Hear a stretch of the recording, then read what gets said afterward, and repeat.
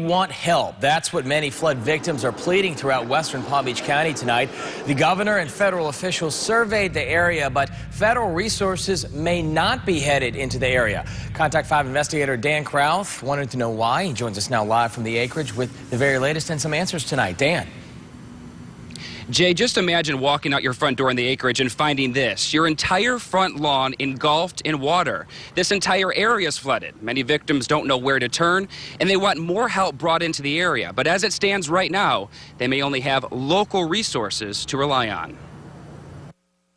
Governor Scott flew over the flooded areas today, while emergency workers on the ground counted up the damage to see if homeowners will get any federal help. We want to make sure that every one of those families is taken care of. But many families feel like they're not, and they discovered today federal help may not be on the way. I never want to promise anything I don't know. While many properties are underwater locally, the entire state has to have $25 million in uninsured damage for anyone here to get federal help. So even if Palm Beach County's at $9 million now, you still got $16 million before we get to the state threshold. That's why we've got to work with all the other counties in the state. It'll take up to another week to find out.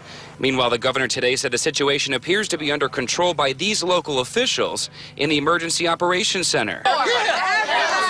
Tell that to all of these homeowners I met in the acreage, whose homes are flooded and the water's still rising. We don't believe that the National Guard has been required. There are more than 100 people in the acreage who think otherwise, who are stuck on islands right now and can't even get out of their front door.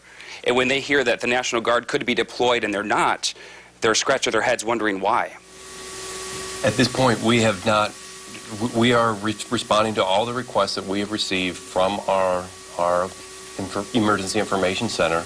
Our call volume has been steady, but has not been overwhelming. Steady at 1,500 calls since the flooding began. Some of these people are living on islands right now, and with all these officials up here, they still feel like they're not getting the help that they need.